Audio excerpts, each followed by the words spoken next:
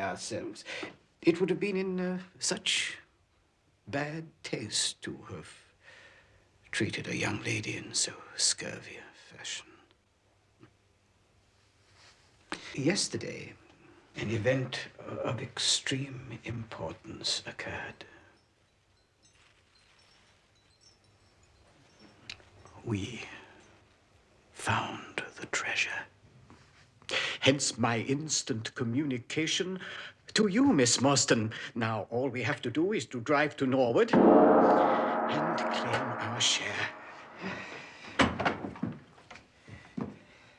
We shall be expected, if not entirely welcome visitors. You have done well, from first to last, Mr. Shelton. My health is somewhat fragile. I am compelled to be a valetudinarian. Please.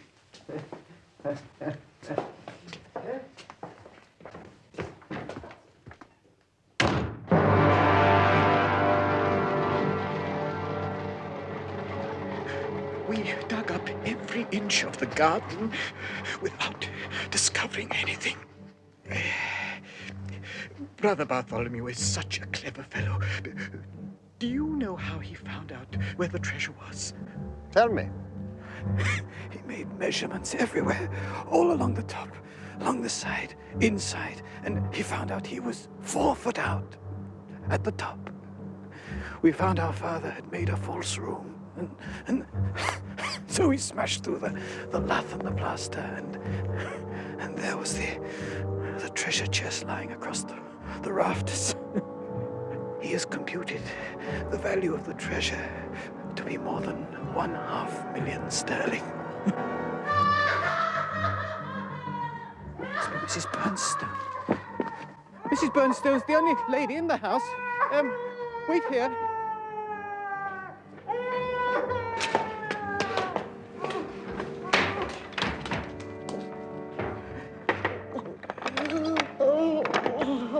Mr. Thaddeus, I'm so glad you've come. I'm so glad you've come, sir. What a strange place. Looks as if all the moles in England have been let loose in it. There's something amiss with Bartholomew. Into the house! I'm frightened. My nerves won't stand.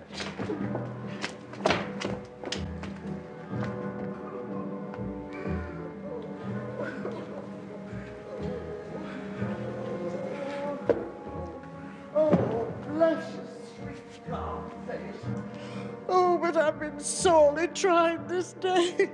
Hi, Mrs. Bernstone. Mr. Bartholomew shut himself in his room and I can't get a word out of him. His bed hasn't been slept in and he hasn't been down for any food. I dare not disturb him at his work. You know what he's like when it's at his work. Look after him, Miss Morstan.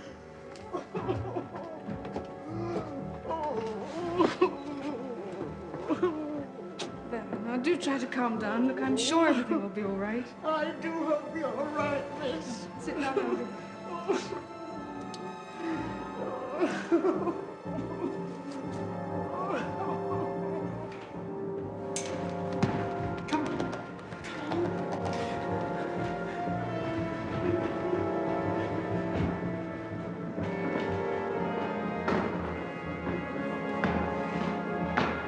Which is the door?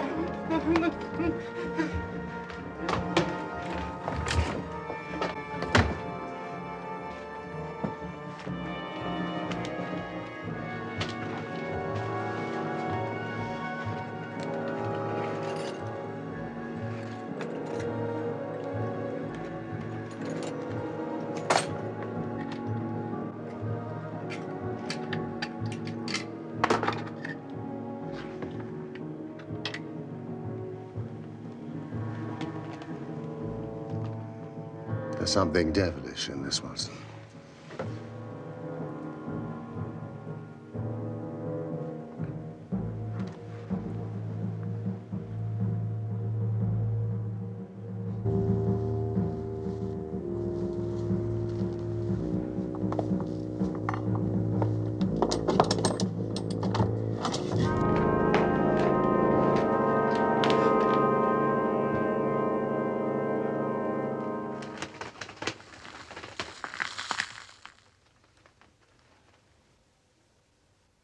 The sign of 4. Again. What in God's name does it mean? It means murder. We brought the treasure down there last night. And we put it there. Now it's gone. What time was that? I don't know. 6 or 7 o'clock. I heard him lock the door after I left. Must have been the last person to see him alive. And now he's dead. Nothing. I did it. Nothing. It was me. I wouldn't. I wouldn't have asked you to. Why should I? I'll go mad. I know. I'll go mad. Gently, Mr. Shelton. I suggest that you go down to the police station and tell them everything that you know. We shall wait here until you return. Holmes. Look at this. Careful! Forgive me, it's poisoned. Ha. Well, Watson, we have a little time. Let's make the most of it. Oh, this is an insoluble mystery to me. It grows darker instead of clearer. No.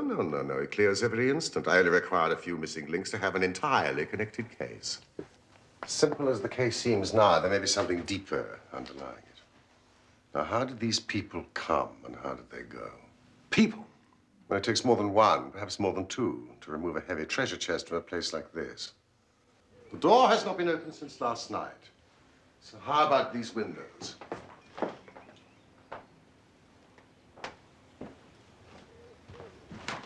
Snibbed on the inside. No hinges, therefore. Roof quite out of reach, no drain pipe near. And yet someone has entered this way. Look, Watson. Is that scuff on the sill?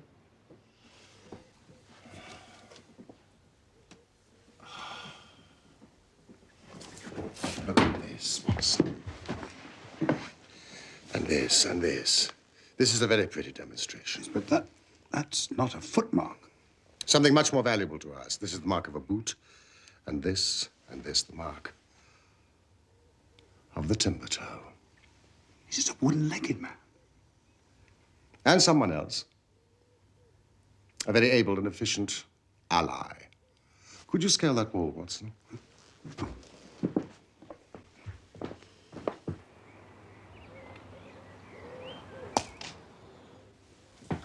Absolutely impossible. Unaided, it is so. But suppose you had a friend who lowered you this good stout rope, securing it first to this ring. I think if you were an active man, you'd be able to swarm up, wooden leg and all. You would depart, of course, in the same fashion, and then your friend would pull up the rope, close the window, snip it on the inside, and depart in the manner he originally came. Well, the thing grows more unintelligible than ever. How about this mysterious ally? How did he get into the room? Yes, this ally. He lifts this case from the regions of the commonplace.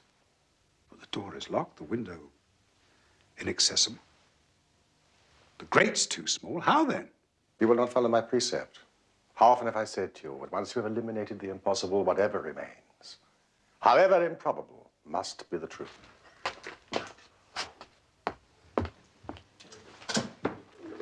He must have come in through the roof. Excellent, Watson. Hold this lamp. Let us carry our research to the room above.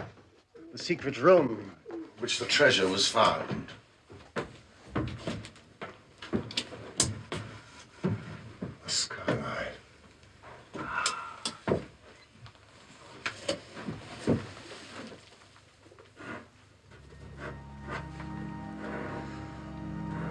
Holmes, a child has done this horrid thing. My memory failed me, or I should have been able to foretell it. We have learned all we can from here. Let us go down.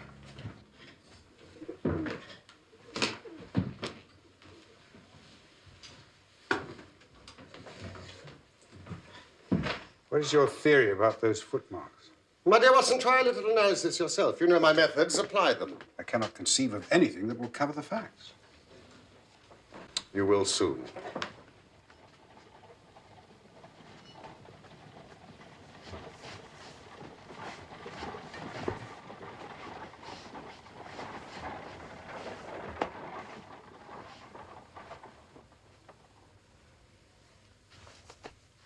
We're in luck. Our little ally has trod in the creosote. Oh, you fond of animals, I see. Yes, very good. Lovely fire. Well, quite a nice little place you've got here. Indeed. That is the accredited representatives of the Lord, unless I'm very, very much mistaken. Now, Watson, before they come, what do you make of this poor fellow? The muscles are as stiff as a board. A state of extreme contraction, far exceeding the usual rigor mortis. Quite so. Coupled with this distortion of the face, the Hippocratic smile. Rhesus Adonicus, as the old writers call it. What would that suggest to your mind? Death from a powerful vegetable alkaloid, some strychnine-like substance that produces tetanus. Well, to the right. Come along, gentlemen, to the right. Up this stair.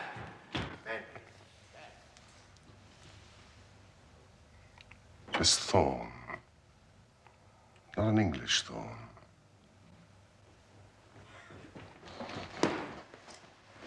I think it is not right that Miss Morstan remain in this stricken house. I suggest you slip away and take her home, Watson, and then go on to 3 Pinchin Lane, Lambeth, and ask for Toby. 3 Pinchin Lane. I'd rather have Toby's help than that of the whole detective force of London. Well, here's a pretty business. Place is as full as a rabbit warren. I think you may recollect me. Mr. Thelny Jones. Why, of course I do. Mr. Sherlock Holmes, the theorist. I'll never forget the way you lectured us all about the Bishopgate jewel case. True, you set us on the right track then, but I think you'll own now it was more by good luck than good guidance. It was a piece of very simple reasoning. Oh, come now, come. Never be ashamed to own up. But, what is all this? It's a bad business. Bad business. Stern facts here. No room for theories. It's lucky I happened to be up at Norwood on another case when I got the message. How do you think this man died? No, this is not a case for me to theorize over. No. Still, we can't deny. You hit the nail on the head sometime. Door locked, I understand. Jewels worth a fortune missing. How were the windows? Fastened, but there was a footstep on the sill. Windows fastened, nothing to do with it. It's common sense.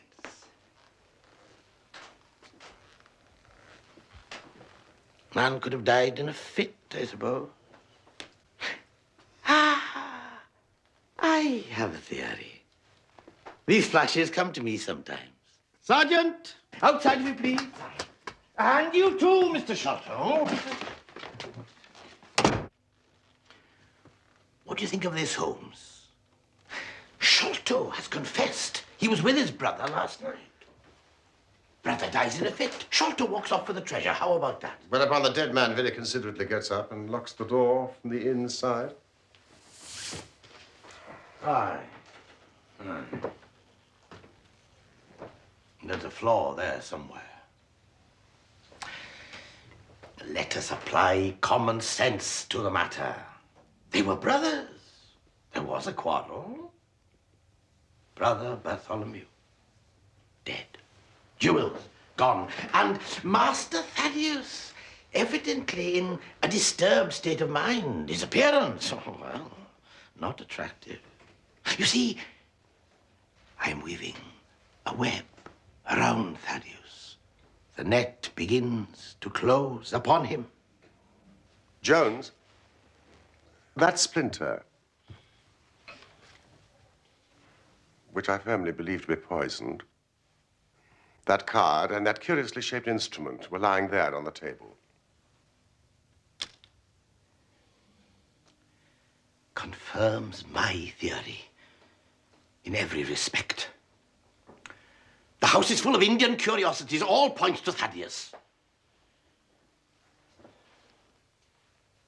But how did he escape? There is a trapdoor in the roof. Sergeant! Pray ask Mr. Sholto to step this way. You see, facts are better than theories, after all. My view of the case is confirmed. There is a trapdoor communicating with the roof, and it is partly open. It was I who opened it. Mr. Thaddeus Sholto, it is my duty to inform you that anything you say will be taken down and may be used in evidence against you. I arrest you in the Queen's name as being concerned in the death of your brother. Didn't I tell you? No, don't trouble yourself, Mr. Sholto. I think I can engage to clear you of this charge. Don't promise too much, Mr. Theorist. You may find it a harder matter than you think. Rosy-cheeked young rascal. Is there anything you'd like, Jack? I'd like a shilling.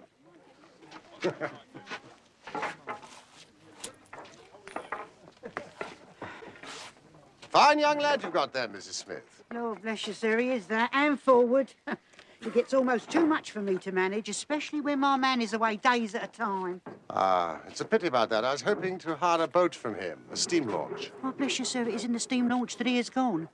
Ah, I didn't like the bloke who did the hire. Not at all. Very rough, with a wooden leg. Come tapping at our window in the middle of the night, and away they went without a word to me. Now, this man with the wooden leg, was he alone? Seemed he might have had an animal with him. A dog? Didn't look like no dog to me, sir. More like something you find in the zoo. It's a pity about the launch. It's the old green boat with the yellow line. Oh, no, no, sir, no. The Aurora's just been fresh painted, black with gold trim. Ah, yes, of course. With the white funnel. No, sir, black funnel. Ah, yes, of course. Well, thank you, Mrs. Smith. Goodbye, Jack. Why?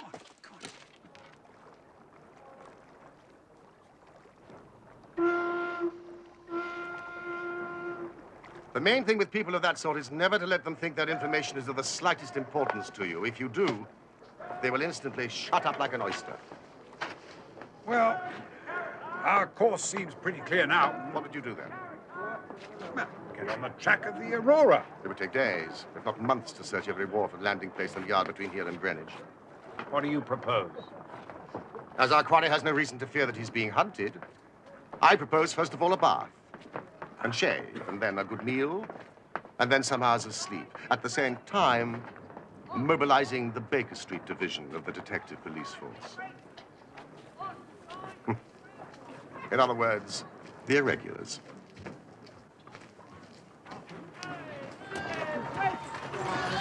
Five scissors, razors supply. Five scissors, razors. Oh, the energetic Jones and the ubiquitous reporter have fixed up the case between them. Watson, look at this. Here.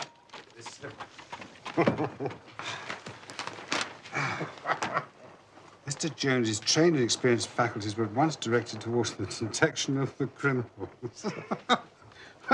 His well-known technical knowledge and powers of minute observation. Well, it gets better still. The prompt and energetic action of the officers of the law shows the great advantage of a single, vigorous, and masterful mind. Isn't it gorgeous? We had a close shave from being arrested ourselves. I wouldn't answer for our safety now if he has another of his attacks of energy. Good heavens, Holmes. Stay there! No! Sorry, I did that! I won't! But Mr. Holmes said nothing of this. Stop it! You cannot possibly go in there. I'm sorry, Mr. Holmes. It's all right, Mrs. Hudson. They are my guests. Look, hats off! I've got your message. I bought them up sharp. 3 bob and a tenner for the tickets. Now, Wiggins, in future, they can report to you and you to me. I cannot have the house invaded in this way. Oi, stop that. Hey!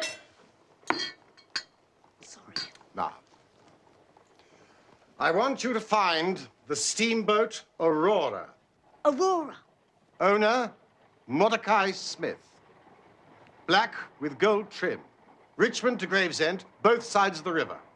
Right, sir. How much? Old scale of pay. A guinea to the boy who finds the boat. Here is a day in advance.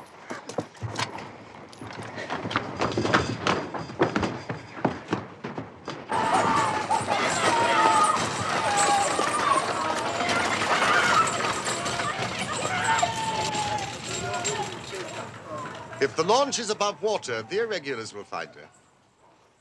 They can go everywhere, see everything. If our man had an easy task, this of ours ought to be. Wooden-legged men are not so common, and this other man must be unique. The Aborigines of the Andaman Islands may perhaps claim the distinction of being the smallest race upon this earth. They are a fierce, morose, and intractable people. They're capable of forming the most devoted friendships when their confidence has once been gained. They have always been a terror to shipwrecked crews, braining the survivors with their stone-headed clubs or shooting them with poisoned arrows. These massacres are usually concluded by a cannibal feast.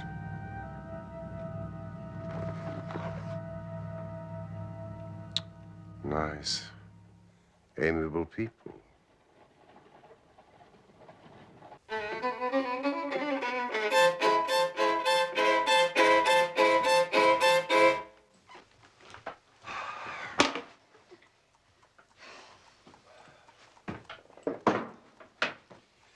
And what time would you like your dinner, Mr. Holmes? 8:30, the day after tomorrow.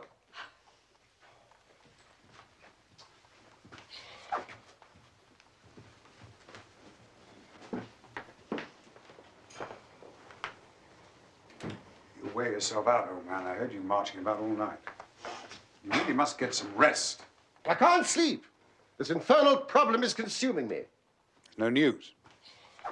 None. None whatsoever.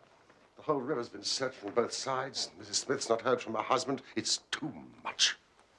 To be balked by so petty an obstacle when all else has been overcome.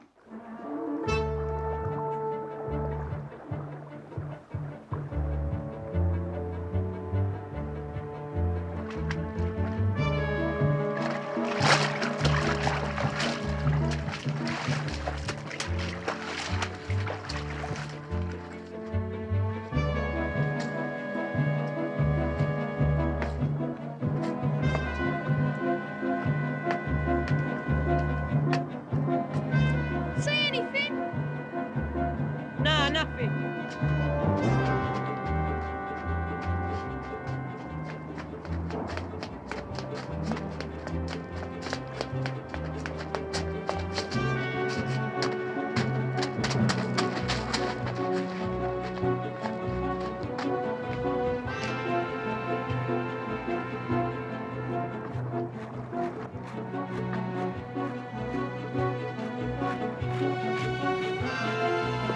Right. Shovel! You fill the back of my head.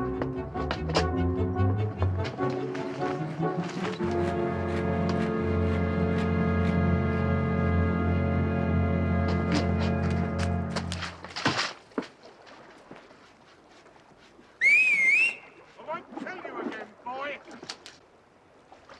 Oi!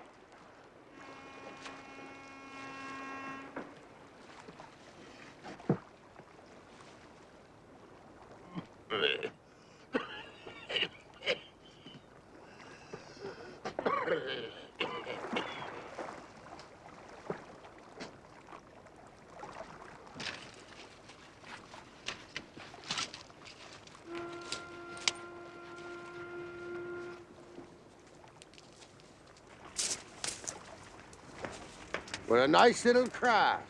Aye. This is a good boat, this. We built her here in this yard. Fastest boat on the river. What's she in for? Repairs to a rudder. That's the order. I can't find anything amiss with it. I want her in the water. by 6 o'clock tonight. Fully cold and steam up. Right, Mr. Smith, she'll be ready. 6 o'clock sharp, mind. For 2 gentlemen that'll not be kept waiting. Right! It's this Norwood case, Doctor. I've had a great deal to worry and try me. And this case is a very dark one, too. Thank you. I should be most grateful for Mr. Holmes's help. Your friend is a wonderful man and not to be beat. Well, you may be in for a long wait. No, I don't think so. Go to Baker Street at once. If I've not returned, wait for me. I am close on the track of the Sholto gang. Come with us tonight if you want to be in at the kill. Good. So he's on the scent again. He's been at fault too, has he? Huh? Even the best of us are thrown off sometimes.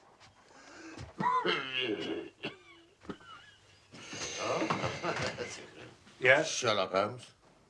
What is it? Are you Mr. Sherlock Holmes? No, but I'm acting for him. I've come about this, But if you have any information, you may give it to me. There's a reward. Is that about the steam launch Aurora? I'm telling no one but Mr. Sherlock Holmes. No. Come inside. I'm a police officer. You look like one. No, you will be recompensed for your loss of time. You will not have long to wait. Sit down. Cigar, Mr. Jones. Oh, thank you very much.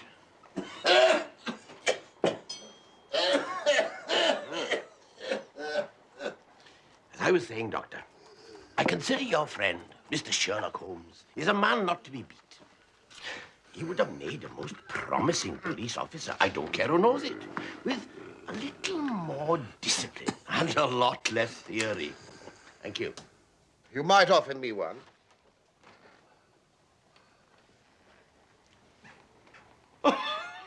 You rogue, you! You would have made an actor, and a rare one. You had the proper workhouse cough. And those weak legs of yours, they're worth £10 each. A police officer. I'm flattered. Jones, I shall need a police launch at the Westminster Steps. The fastest you have. 2 stout men, yourself, myself, Watson, all of us armed. That is easily arranged. I will telephone the local station.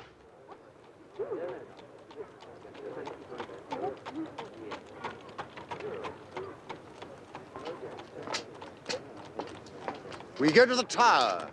Stop opposite Jacobson's yard.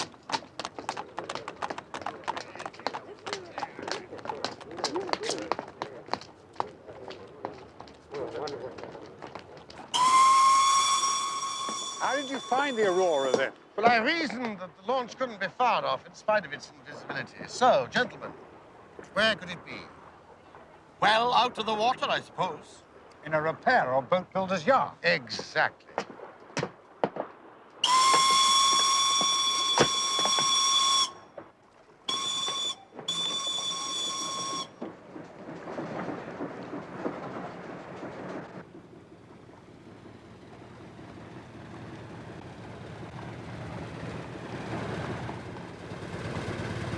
One of my boys is waiting by the yard to give us the signal.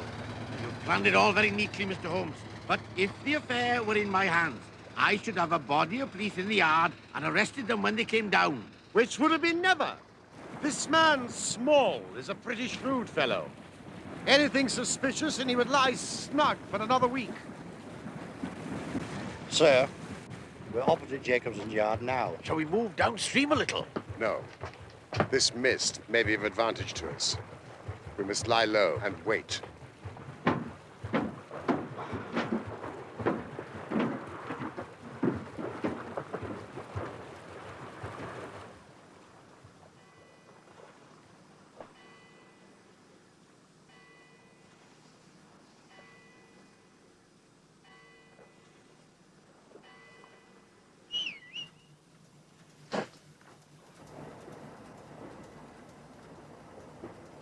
Your boy's signaling! I can see him plainly!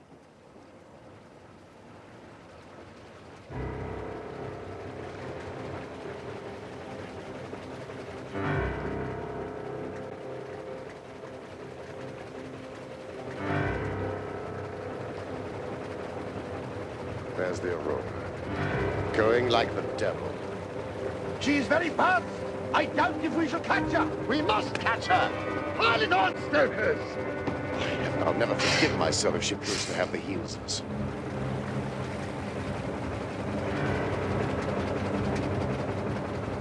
Faster! Faster! This is the fastest one they've got.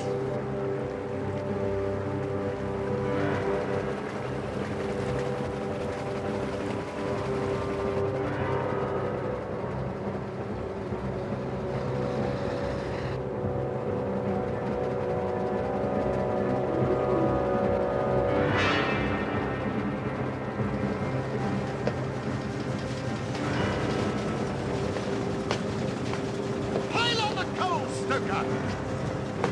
We must have her, even if we burn the boat!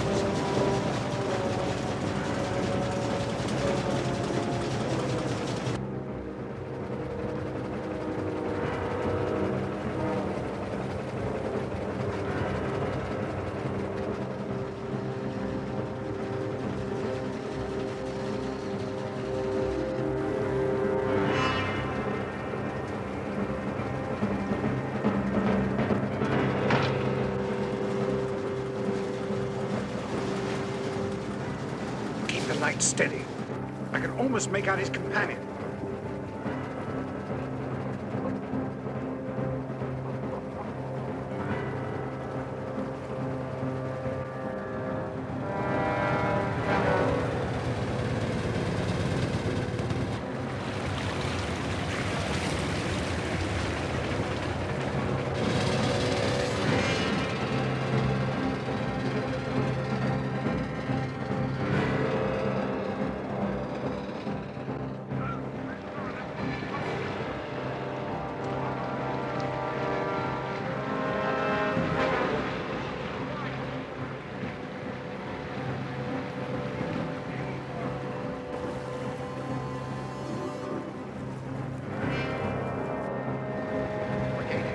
We're gaining!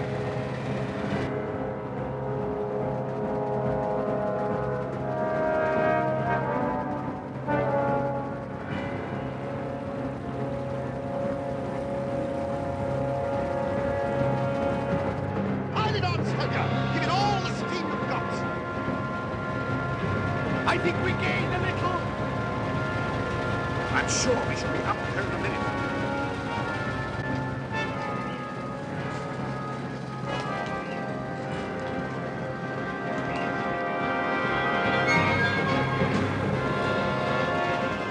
Move the light more to the left.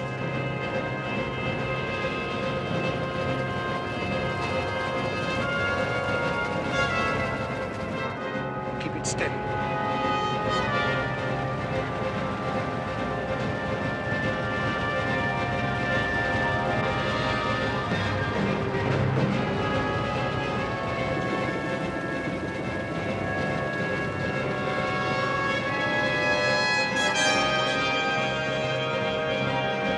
But I was never in luck for long. Without a note of warning, the great mutiny was on us. I came back to the farm one evening to find my master and all his family had been murdered. I didn't wait. By that same evening, I was in the fort of Agra, the nearest city still held by the British. The old fort of Agra. It's a queer place. Huge. It's full of passages and rooms. More entrances than you can count. There were many gates, and because I was an ex-soldier and British, they put me in charge of one of them and gave me a couple of Sikhs who'd stayed loyal to us. It was a lonely place. My two Punjabis were experienced fighting men. Kartar Singh and Inderjit Singh.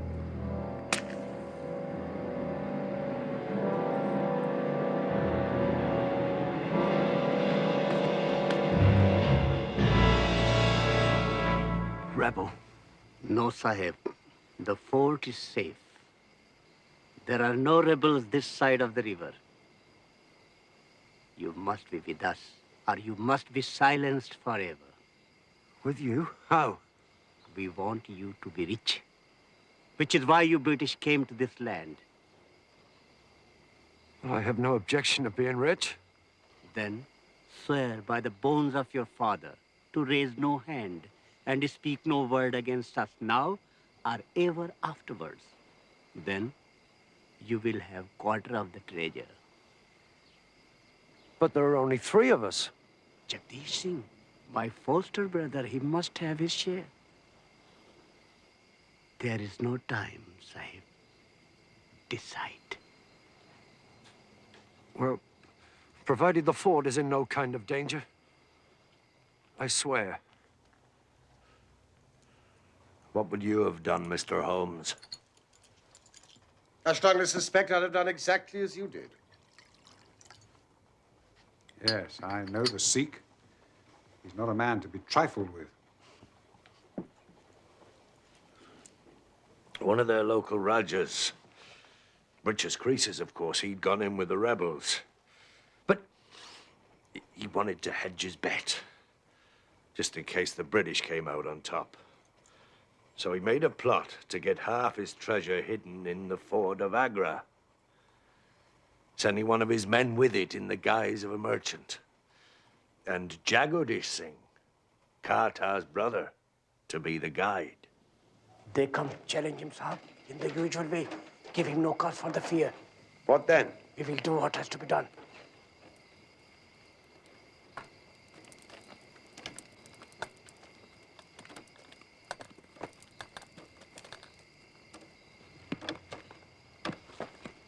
Who goes there? Friend, Sahib. Advance and be recognized. What have you with you? A box, Sahib. Old box. Having some family papers. No good to nobody, Sahib. Only for myself.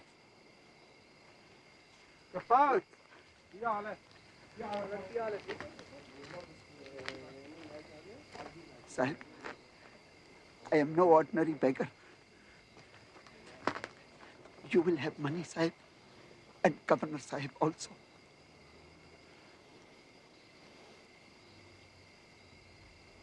Take him to the main guard room.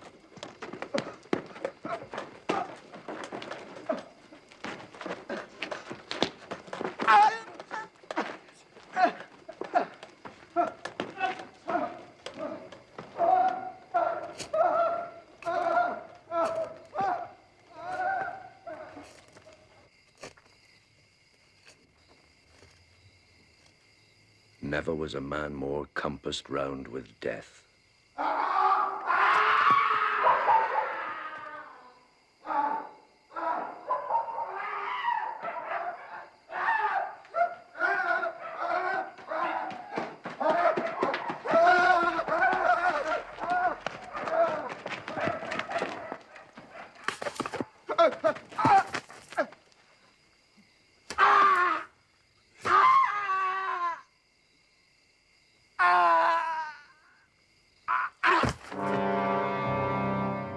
If Ahmed had escaped, the whole affair would have come out. I should have been shot, most like. Which of you would have held back his musket? Kartar was for burning him. That's their religion. But such a fire was impossible. Jagdish was for throwing him down into the great ditch below the fort for the jackals to clean up. No doubt he was right. I was for showing some respect for the dead. Then we turned to the box. This box. Inside were more gems than I could ever even have dreamed of.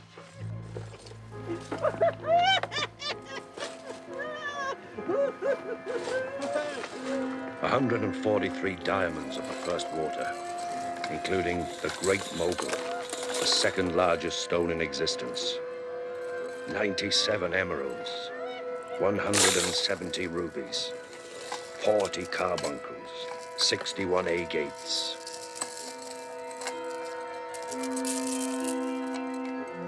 Jagdish was right. It was a great mistake you made. burying the body as you did. Would you not say so, Watson? Yes, indeed. A body not burned in India is soon discovered. So, you and your 3 companions were found guilty and sent away for life to the penal colony in the Andaman Islands. Blair Island it was, sir. Hope Town. Never was a place worse named.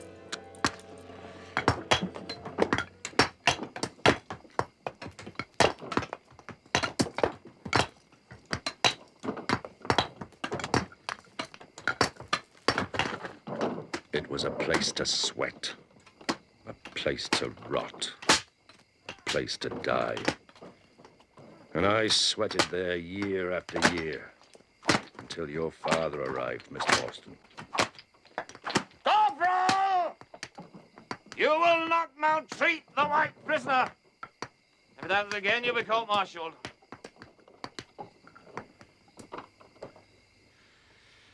He was our administrative officer, and he gave me a nice, cushy billet in the dispensary. He was as good and kind a Christian gentleman as I ever come across. And I hold no grudge against him. Oh, you, miss.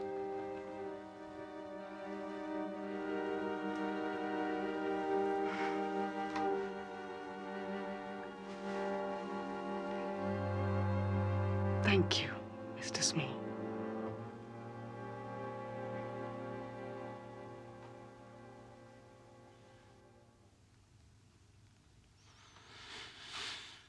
Well, as I sat thinking about the treasure, I could see all the officers and the prison officials at their drinking and their gambling. Major Sholto never had much luck. Night after night, he was the loser. Some people are born like that. It's all up with me, Morstan. I'm ruined. I shall have to send in my papers. I don't suppose you could manage another couple of hundred, eh? I've had a pretty nasty facer myself. And I've a daughter back home to support. And I've got 2 wretched sons. Ruined, eh? Damn pity. So, you decided to approach your benefactor, Captain Morstan. He was often in the dispensary. The tropical climate didn't agree with him. His heart was weak and his blood was all poisoned. Knowing that he would wish to share any arrangement with his friend, the officer in command, Major Sholto. Yes, sir. It seemed the safest way. It is your own private concern, over which, of course, you have the power of disposing as you think best. Thank you for that advice, sir. Thank you indeed. But the fact is, being in the position I am, I need help. What sort of help? I need a partner. Well, I'm sure Major Sholto and myself would like to help you. If we could. We could at least talk about it. That is, of course, if we can agree as to terms. There's only one bargain a man in my position can make. In exchange for my freedom and that of my 3 companions, we shall give you a 5th share to divide between you. A 5th? That isn't very much. 50,000 at the least. Anyway, how can we possibly give you your freedom? You know, it's impossible. All we need is a boat and provisions. There are plenty of little yachts and yawls in Calcutta or Madras. Well enough to serve our purpose. If only they were just the one of you. None! None or all! We have sworn it. The 4 of us must always act together. Now, Calm yourself, Sholto. calm yourself. Calm yourself. Think about it, man. Think about it. Small is a man of his word. He will not abandon his friends. I think we may very well trust him. We met the next morning in the small hours. I had our written agreement in every detail. We, being officers in the army of Her Majesty Queen Victoria. We, being officers in the army of Her Majesty Queen Victoria, do swear on the Holy Bible that this agreement will always remain sacred and binding to us. Do swear on the Holy Bible that this agreement will always remain sacred and binding to us. I gave each of them a plan showing the position of the treasure. Well, look at that. Now that brings back memories. Sherlock took an expert to India, found the treasure, and took it back with him to England. Yes. When we had the news, Captain Morstan was as angry as I was. He swore to me he would go home and settle the matter with Sholto.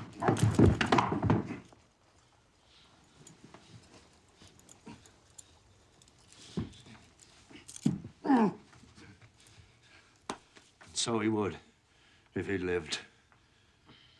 But that was not to be.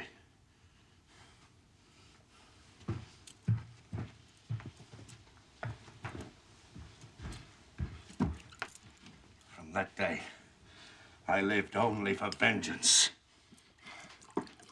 I thought of it by day. I nursed it by night. To get to Sholto.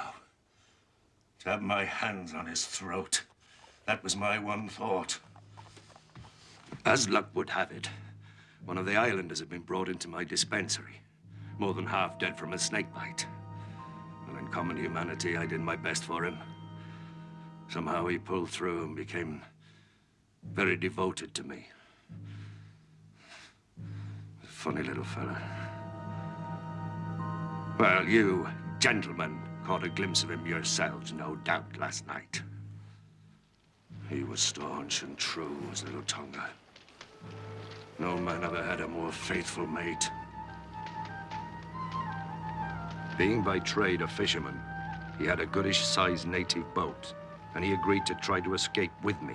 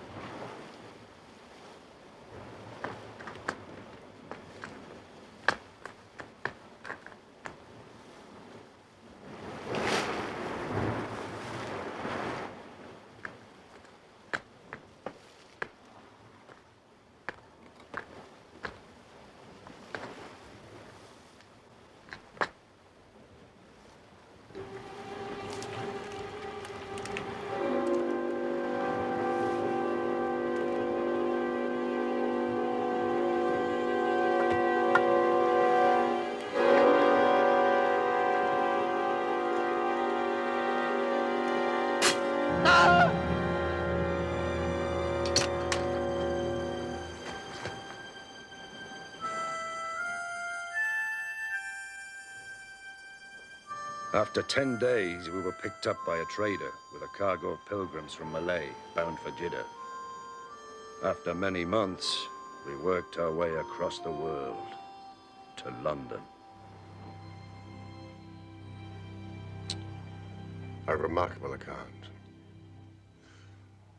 And now, I think Miss Morstan might like to see the great Agra treasure, which will surely make her one of the richest young ladies in England. Watson? There's no key. I'm sure our old poker will oblige.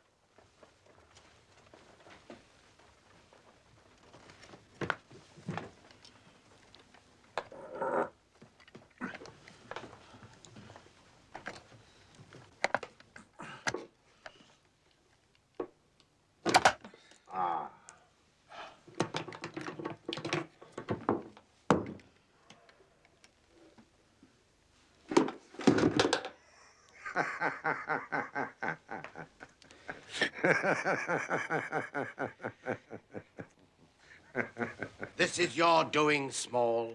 Yes. Yes, I put the treasure away where you shall never lay hand on it. No living man or woman has any right to it unless it is the 3 men in the Andaman convict barracks and myself. I know now that I cannot have the use of it. No more can they. But I have acted all along for them as much as for myself. It's been the sign of 4 with us always. Where is it? It's where the key is. And where little Tonga is. I saw your launch must catch us, and I saw little Tonga go over the side. I put the loot in a safe place. You are deceiving us, Small.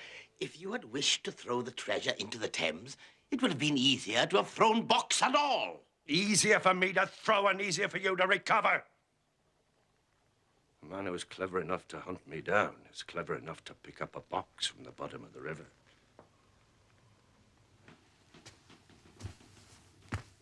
I am sorry. Oh, I'm glad the treasure is lost. It's been nothing but a curse to every man who has owned it. An early death to my poor father. And slavery for life to me and my companions. I spent the first half of my life digging a breakwater in the Andamans. And I'm likely to spend the other half digging ditches on Dartmoor.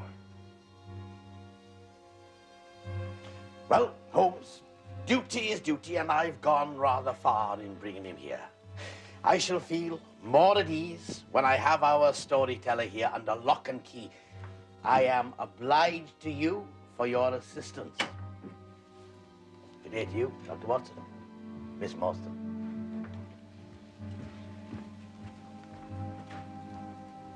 After you, Small. You seem a bit handy with that wooden leg of yours.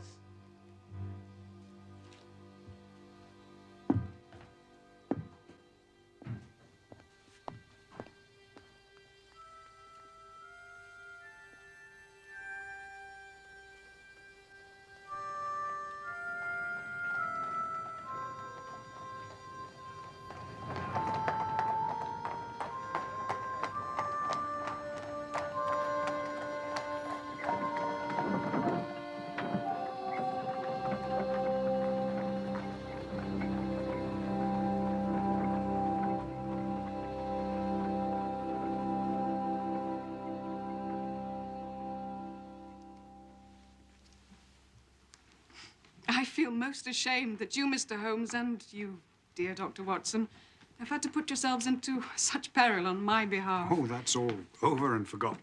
Mrs. Forrester has sent her carriage for Miss Morstan. I'll impose on you no longer, gentlemen. You must be exhausted. Yes, I confess the reaction is already upon me. I should be as limp as a rag for a week. I'm so very grateful to you for clearing my father's name. I'm so very grateful to you both.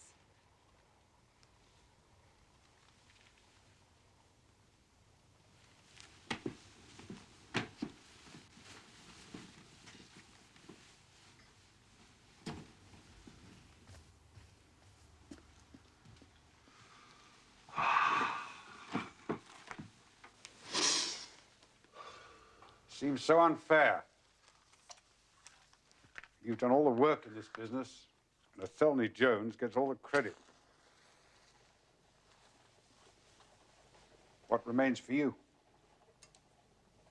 For me, the pleasure of having solved an interesting case, almost single-handed. And for you, no doubt, the pleasure of writing it up in your usual florid and romantic style.